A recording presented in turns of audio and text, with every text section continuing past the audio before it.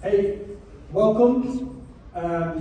This is the real introductory presentation about CloudStack. What it is, who we are as a community, what CloudStack does, etc., etc. And for those of you who were in the previous talk, let me first bore you. I am Dahn Hoogland. I work at Shape. I have some social media things, like Twitter, but I don't read Twitter, so don't use that. Dahn Hoogland is also at GitHub. Sometimes you see Dahn with an H, so that English people know what we were saying. And I had some email addresses with Dahn Hoogland, like Shape and Gmail.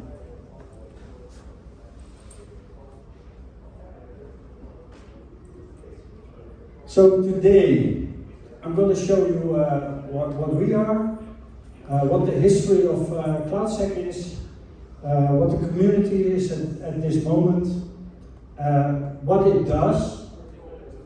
It says here what it is, but by that time you know what it is, and if there's finally any news that we have for the coming period. Period being a few months in this case. But you'll understand why later. So our sponsor, our big sponsor is our company. We're Shape based in London, the CloudStack company, because of what we do, which is for 99% CloudStack. We're an equity-owned company and we're looking for extra. So if you're interested, come along. We're what I like to call a mini multinational. We're at 3 continents in about 8 countries. We have big clients. Some of them walk around here, like AWS, Apple, I don't know, more. Our companies are telcos like British Telecom and KDDI. They're public cloud providers, but they're also enterprises that have their office automation, for instance, in the CloudStack. These are the countries we're in at. You'll see divided by 2 once in a while, which kind of means that people live in more than one country.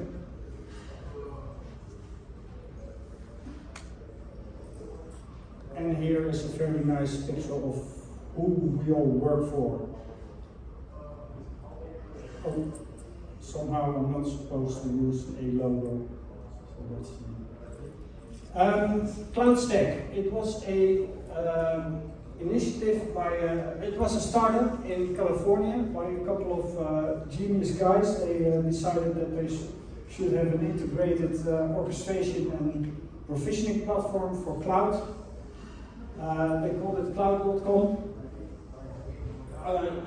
By the time they went to market, they called it cloud.com. It's VMOps. They're still in the developer environment. There's a VMOps.log that gives you the development version of logging that you need. It was released under as a public domain or free software thingy as cloud.com, but then Citrix bought it and they decided it should go under Apache. We all think that it's because of the governance model, and I think they made the right decision there. In 2012, 4.0 was released, which was an incubator project, and immediately enough reason to promote. So immediately it was a project of its own. At that time, most work was done in California as it came to new features, and in India as it came to bug fixing and testing. But that very quickly changed. Some companies in the Netherlands and in South America started contributing, and they became big. And some of them left again, and Shape, which was initially just a consultancy company, they started being the dominant committee. At the moment, I think we are half of it, maybe just under half. Let's be honest.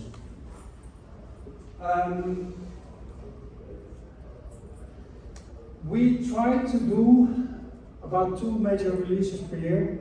Most of the years we succeed in that, not always. CloudStack community, it's a bit of a odd dog out. I'm not sure if that's a good English expression. We're part of Apache, so our governance is completely according to the Apache model. We have a PMC, we have a rotating VP, which is elected every year, and so far we succeeded in finding a new VP every year since 2012. Some famous people are in that list. There's regular CCC, as it's called, the CloudStack Collaboration Conference. Sometimes it's co-located with ApacheCon, sometimes it isn't. This year it isn't, but we managed to get a track here, so we're still here. And those CloudStack collaboration conferences you can compare to ApacheCon, but more specialized in CloudStack source base, and it's a mix of business-related talks and implementation, feature-related talks, or whatever.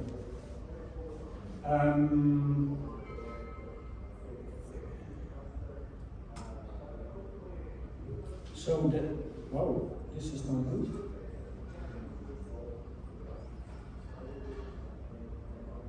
Okay, this picture is not showing what it should show. Let's just skip it. The idea is that you see here the relation between all the organizations that there is. There's a lot of users groups all around the world. There's a big list of them. But yeah, this is a nice picture not to look at. Here are the users group. Some of them are dissolved, some of them we don't know the status, some of them are very active. As a European, I'm in the European user group, which has its own kind of mini CCCs, where we do talks as well, and where we show business cases, etc. Then you will recognize some names in the former picture, our customers. Some are totally not our customers. These are known users of CloudStack. Some of them have claimed to have moved to OpenStack. Some of them we know have failed, others may have succeeded. And this is really a very, very non-extensive list. And of course, we don't know every one of them. So, what is CloudStack? The official definition. I think you'll find this sentence in every board report that CloudStack submits every 3 months. So take time to read with me. Apache is a scalable, multi-tenant, open source, purpose-built cloud orchestration platform for delivering turnkey infrastructure as a service clouds. Wow. The one thing here that you should take away is the turnkey. If you know clouds, cloud software, orchestration software, for instance OpenStack, others are maybe less elaborate, but OpenStack is a set of libraries, and you take some and then you try to get them together to run, to give you a cloud orchestration and provisioning platform. CloudStack is not at all like that. CloudStack is an RPM, and you say, well, I use DNF, install CloudStack, and the software is installed, and that's basically what you need. And it will have made sure that MySQL is there, and that any packages that are like CloudStack Common is installed, those kind of things. So after that, you have a cloud orchestration platform. That sounds very simple. Of course, you have to have the hypervisors, the networking, and the storage in place, and that's all your responsibility. But there's a lot of documentation about how to do that. Sorry. And Not all that documentation is perfect, but it's usable, and we know of people that use it and then come to having a cloud after going through the hard motion.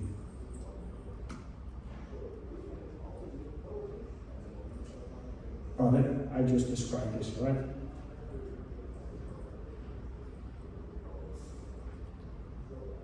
Features.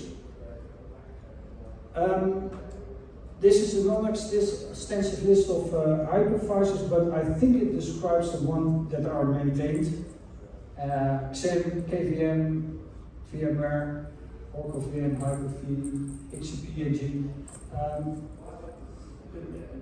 most of the others aren't very well maintained. And in CloudStack we have a model that if nobody maintains it, then at a certain time we're going to say deprecate, and then if nobody objects, we'll deprecate in one release, and then in the next release we'll remove, which is a period of 12 months in total.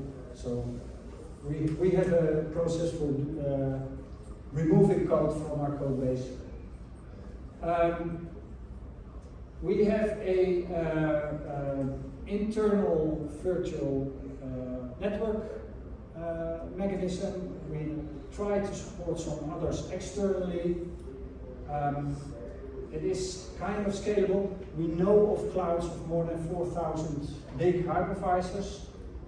We don't know the limit, but we know of a customer that has a fruit thingy as a logo that has run into some limits and then submitted patches or asked us to do some patches. They are running now well over 1,000. 10,000. Sorry? 10,000. Over 10,000. I don't understand. Over 10,000 hypervisors. Over 10,000. Sorry, I missed a zero. Yes, you're right. It's been known to run with 40,000 hypervisors. And Apple wins 10,000. Thank you.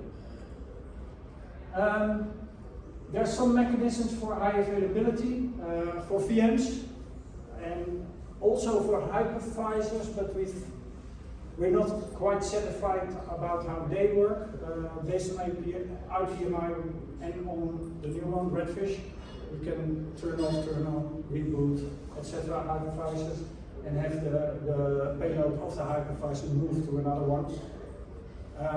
On the VM level, it's proven technology, so to speak. So you can configure VMs to be highly available.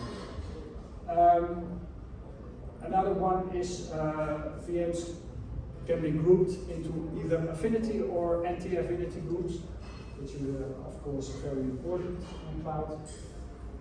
There's a lot of interfaces, like there's a Go interface, there's a Python interface, there's a command line interface, there's a UI that comes packaged. Let me think if I know another one. Not by head, sorry. Oh, this is an old picture.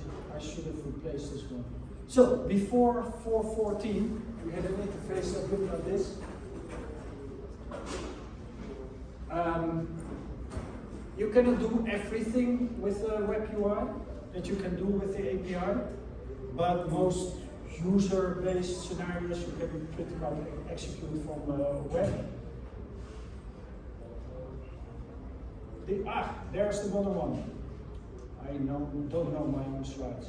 So this is the replacement which was introduced in 4.15. I think most of you will recognize the Vue.js look and feel. This is a admin, as you can see in the far right, who is logged in, and the admin view, which is also still not complete, but also for a normal operator that doesn't do too exciting things, you can do everything in this interface. This is the web API. Sorry, I always say API. That's very Dutch of me. And as you can see, it's all based on command is something, and then the rest of the parameters in there.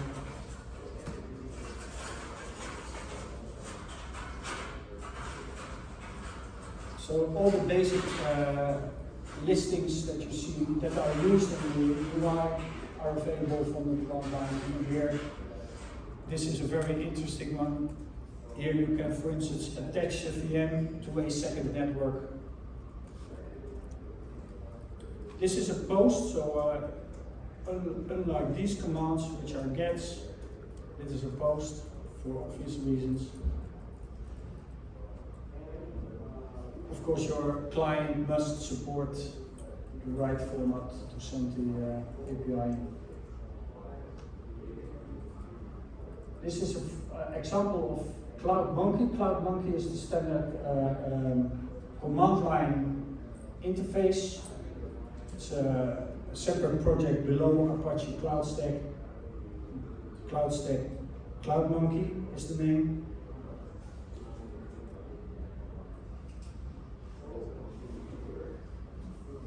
I said we try to do 2 releases per year. That's true. That's true. 2 major releases. We also try to make a patch release after that, just before the next one, and that's how we'll get to 3 to 4 releases per year. We, as in the company, do most of that work. That's our volunteer work for the community. Last time a person from another company did a release. I think it's 412 or something. It's been really long ago. So please be my guest. I'm the next release manager and I'm not looking forward to it. We don't know the number of deployments. It's really worldwide. We know they're in Australia, they're in Japan, they're in Korea, they're in Argentina, they're in Brazil, they're really everywhere. And every time. So the project is really versatile and the smallest installations that we know of that run in production have one hypervisor. They're basically hyper-converged, and the biggest 40,000. So you could say it's scalable. Of course, it's a monolithic application, but you can also run it redundant with as many management servers as you want. So that would solve some of the scalability issues. We don't know the limits yet. Most releases that we do are LTS releases, so we commit to them. We keep creating bug fixes, and we do CV fixes for them for 18 months usually. And the user-driven part of the development, we are a user, as in we sell, but there's also other companies that really use. We sell support for users, so in fact we are also a user. The one big other driver of the community is a Netherlands-based cloud provider that introduced IPv6. The biggest name I think is LeaseWeb, and also IaaS. So there's several other users that actually actively use it without our support and also contribute. At the moment, we have a clean list on people.apache.org. There's 130 committers. I think about 25 are active, and a similar number of non-committer contributors are active.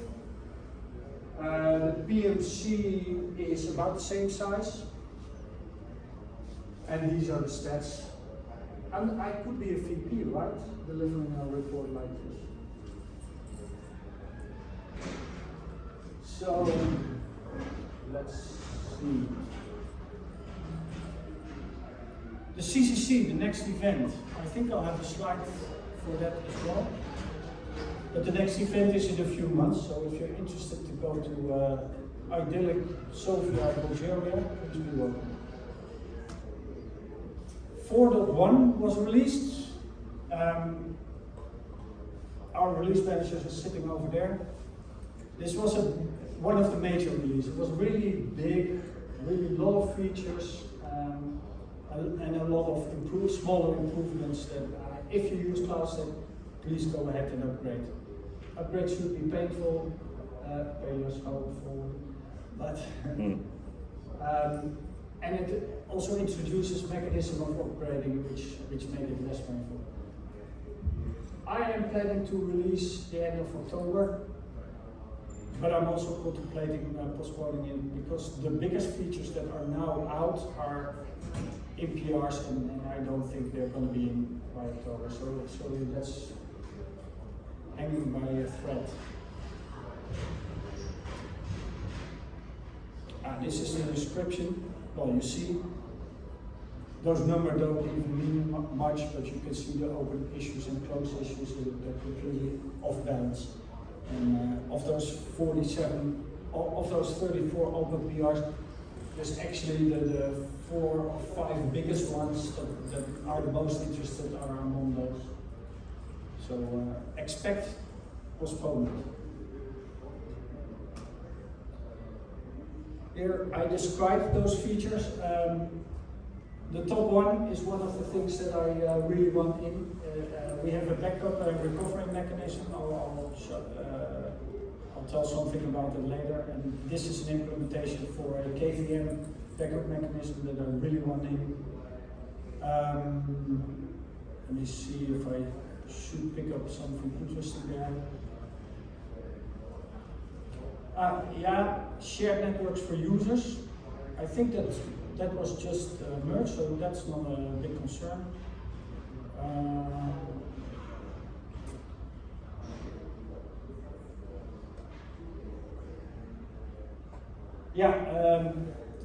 There's a Brazilian company that wants to implement custom quota, so they can make special pricings for special customers, and it looks promising. So I really want that one in as well, but yeah, the communication on that is a bit slow, so I don't think it will come in 2 weeks. Another reason to postpone. So backup and recovery for networker, I described. Of course, we have the KPI now, which is, by the way, a separate product that should also work on the current releases, and also has been at least tested with 4.14, but theoretically it will even work with versions prior to that. Volume encryption, this was implemented by Apple. It's already in, so that's not a reason to postpone. Tungsten fabric integration, that's one of the most interesting one, but also one of the long-going PRs. And though there's been some activity, I really doubt that that's going to be in the next coming week. Auto scale of VMs that we did on request of a customer. Basically, it means that if you have a load balanced application, you can configure CloudStack to scale up the number of VMs to install for that application. So if you have a template with that application, CloudStack can automatically deploy more and also remove VMs from the Hive. User data as a first-class citizen. This one was already merged. A VM can have user data to supply to the VM during boot process. It used to be an attribute of the VM, and now you can reuse a user data for other VMs. It's a neat little feature which can be very useful. So the backup and recovery has been in there for years. It has been in there only for VM and only for VMware, for VM on VMware. So this is the reason. This is actually a slide that I stole from a presentation that was made in the time of 4.14. But at that moment it was very revolutionary that we had this integration, and we liked it very much. And since then there's been no plugin written for any other backup provider. These are the mechanisms, well, I won't go through them intensively, that we deliver with the framework and of course with the implementation for VM. Those are not all implemented for Networker, for reasons that Networker is slightly different than VM, but also the guys using it implement what they need. And it's a large subset, but not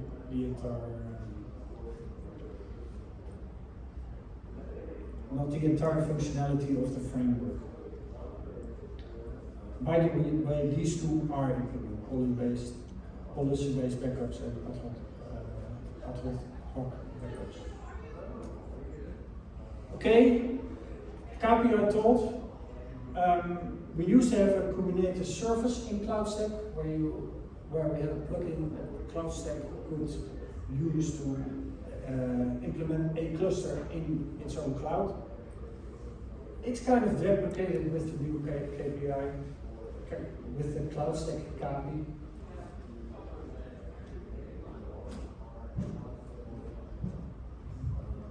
No, I just tried this one.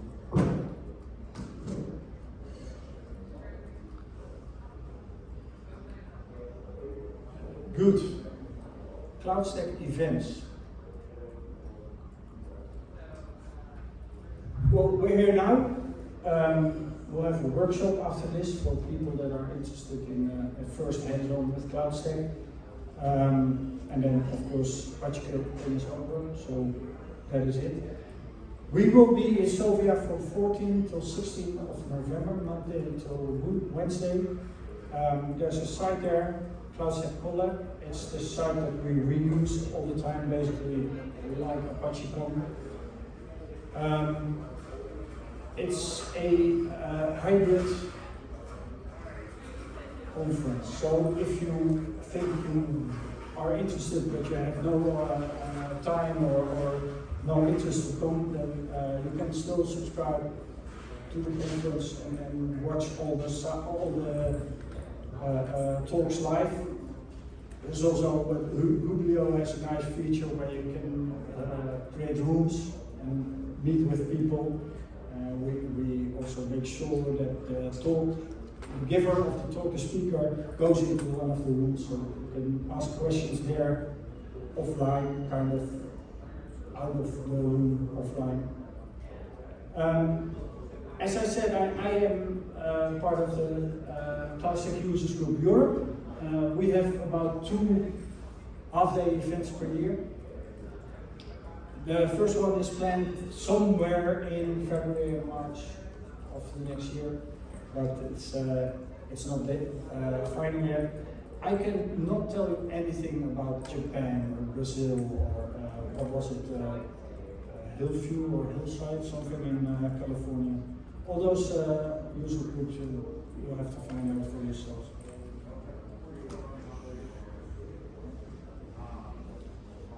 So